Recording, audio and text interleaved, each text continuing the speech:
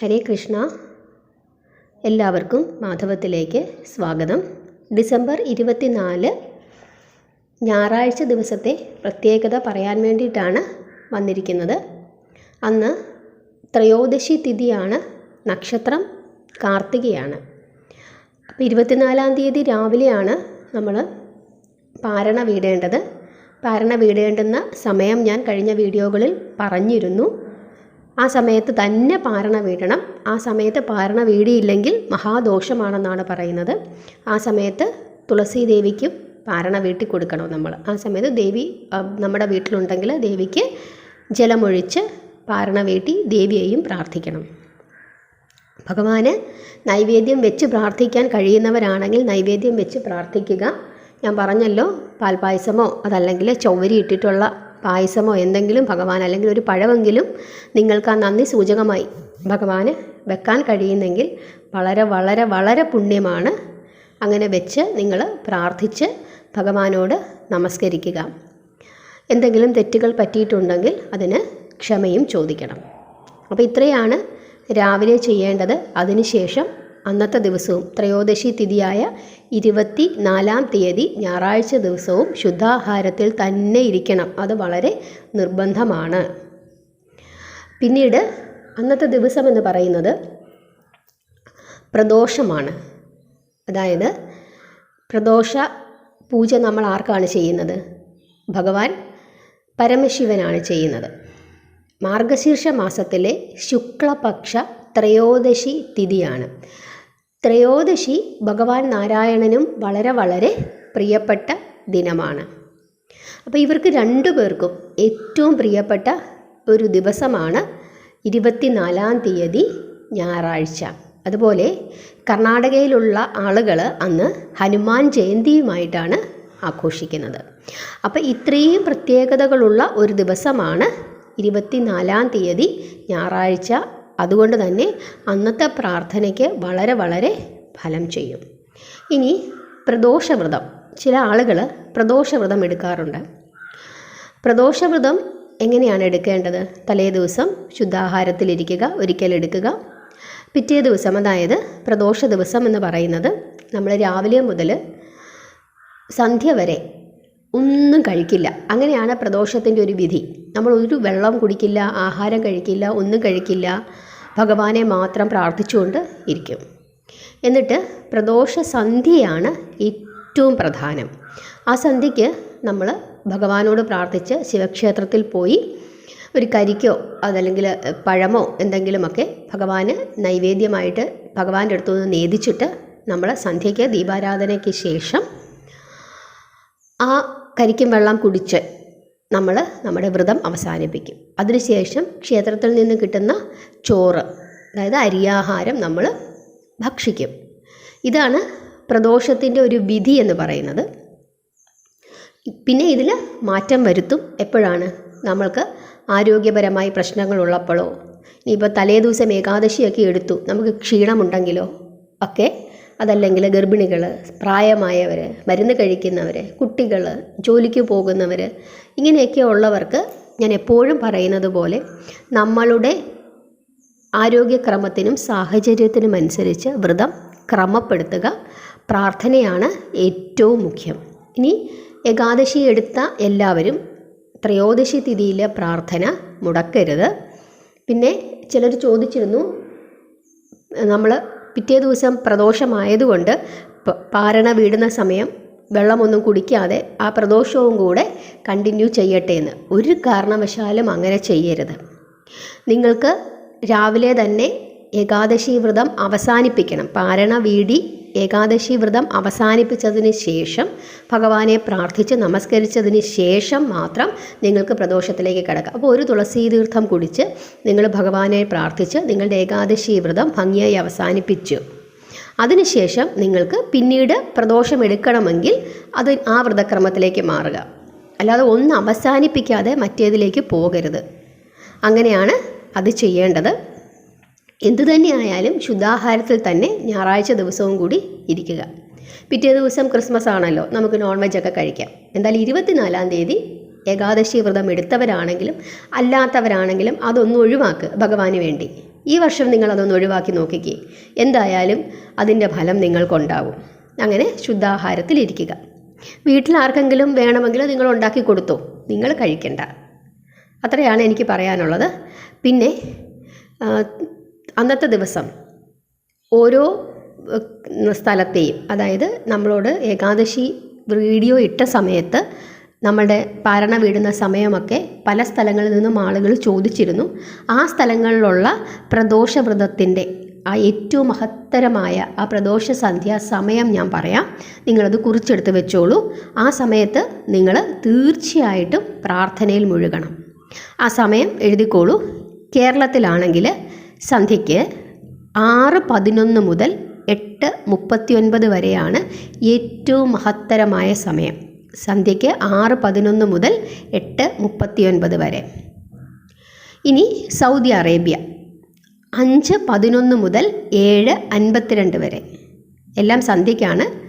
Kuwait 4:56 മുതൽ 7:40 വരെ സന്ധ്യയ്ക്ക്. മസ്കറ്റ് 5:26 മുതൽ 8:06 വരെ സന്ധ്യയ്ക്ക്. UAE 5:41 മുതൽ 8:21 വരെ സന്ധ്യയ്ക്ക്. ഇനി യുണൈറ്റഡ് കിങ്ഡം UK, അന്നും അവിടെയും ഡിസംബർ 24 തന്നെയാണ് ത്രയോദശി തിഥി വരുന്നത്. അതുകൊണ്ട് തന്നെ അന്ന് വൈകുന്നേരം, അതായത് 24-ാം തീയതി വൈകുന്നേരം 3:55 മുതൽ 7:09 വരെ. ഇംഗ്ലണ്ടിലെ കാര്യമാണ്, UK കാര്യമാണ് പറയുന്നത്. ഡിസംബർ 24-ാം തീയതി 3:55 മുതൽ 7:09 വരെ വൈകുന്നേരം. ഖത്തറിലെ സമയമെന്ന് പറയുന്നത് സന്ധ്യയ്ക്ക് 4:50 മുതൽ 7:32 വരെ, അതും വൈകുന്നേരമാണ് പ്രാർത്ഥിക്കേണ്ടത്. അതായത് സന്ധ്യാനാമങ്ങളാണ് നിങ്ങളെല്ലാവരും പ്രാർത്ഥിക്കേണ്ടത്. ത്രയോദശി തിഥിയിലെ ഈ സന്ധ്യാപ്രാർത്ഥന വളരെ വളരെ പുണ്യമാണ്.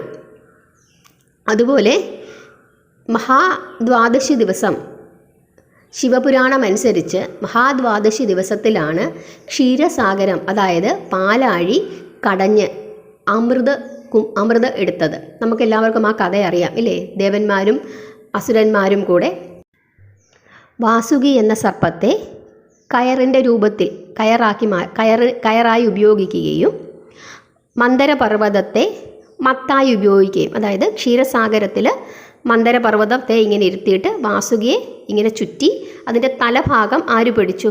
അസുരന്മാർ പിടിച്ചു. വാൽഭാഗം ദേവന്മാർ പിടിച്ച് പാലാഴി എന്ന കടൽ കടഞ്ഞിട്ട് അതിനകത്ത് നിന്നും അമൃതകുംഭം പുറത്തേക്ക് വന്നു എന്നാണ് പറയുന്നത്. ആ അമൃതകുംഭം കൊണ്ടാണ് അസുരന്മാർ പോയതല്ലേ. അപ്പോൾ ആ സമയത്ത് ഈ പാലാഴി കടയുന്ന സമയത്ത് വാസുകിക്ക് ഭയങ്കരമായ ക്ഷീണമുണ്ടായി. അങ്ങനെ വാസുകി ക്ഷീണിച്ച് അവശനായിട്ട് എന്ത് സംഭവിച്ചു? ഛർദ്ദിച്ചത് എന്താണ്? കാളകൂട വിഷമാണ്. ഈ വിഷം താഴേക്ക് വീണ് കഴിഞ്ഞാൽ ത്രിലോകങ്ങളും നശിക്കും. അപ്പം ഭഗവാൻ പരമശിവനാണ് ഈ കാളകൂട വിഷം കയ്യിലേറ്റുവാങ്ങി കുടിച്ചത്. അത് താഴേക്ക് ഇറങ്ങിപ്പോകാതിരിക്കാൻ വേണ്ടി ദേവി പാർവതി കഴുത്തിലിങ്ങനെ പിടിച്ചു എന്നൊക്കെ കഥയുണ്ട് ഇല്ലേ. അങ്ങനെയാണ് ഭഗവാന് നീലകണ്ഠൻ എന്ന പേരുണ്ടായതെന്ന് പറയുന്നു. അപ്പോൾ ശിവപുരാണം അനുസരിച്ച് ഈ കാളകൂട വിഷം ഇങ്ങനെ ഭഗവാൻ കുടിച്ചപ്പോൾ ഭഗവാന് ഭീകരമായ ക്ഷീണമുണ്ടായി എന്നാണ് പറയുന്നത്. അങ്ങനെ ഭഗവാൻ ഈ ദ്വാദശി തിഥിയിലാണ് ഈ വാസുകി ഛർദ്ദിക്കുന്നതും ഭഗവാൻ ഇത് കുടിക്കുന്നതും, മഹാദ്വാദശി ദിവസം. അതിനുശേഷം ഭഗവാന് ക്ഷീണമുണ്ടായിട്ട് ഭഗവാൻ ദീർഘമായ ഒരു നിദ്രയിലേക്ക് പോയി. ആ സമയത്ത് കൈലാസം മുഴുവൻ നിശബ്ദതയിലാണ്ടു. സകല ദേവീദേവന്മാരും ഭയന്നുപോയി, ഭഗവാൻ എന്താണ് സംഭവിക്കുന്നതെന്നോർത്ത്. അവരെല്ലാം പ്രാർത്ഥനയിൽ മുഴുകി. അതിനുശേഷം 1.5 ദിവസത്തിന് ശേഷം ത്രയോദശി സന്ധ്യയിൽ, പിറ്റേ ദിവസം ത്രയോദശി സന്ധ്യയിൽ പ്രത്യുഷത് കാലമാണ് ഈ ത്രിസന്ധ്യാ സമയം. ആ കാലത്തിൽ ഭഗവാൻ ഉണർന്നെഴുന്നേൽക്കുകയാണ്. ഉണർന്നെഴുന്നേറ്റിട്ട് ആനന്ദ നടനമാടിയെന്നാണ് പറയുന്നത്. ആ ആനന്ദ നടനം നന്ദി ഭഗവാന്റെ കൊമ്പുകൾക്കിടയിലൂടെ ആടിയെന്നും പറയുന്നുണ്ട്. നന്ദി ഭഗവാൻ ഒരു സ്വല്പ അഹങ്കാരമുണ്ടായിരുന്നു. അഹങ്കാരം തീർക്കുന്നതിന് വേണ്ടിയിട്ടാണ് അങ്ങനെ നടനമാടിയെന്ന് പറയുന്നത്.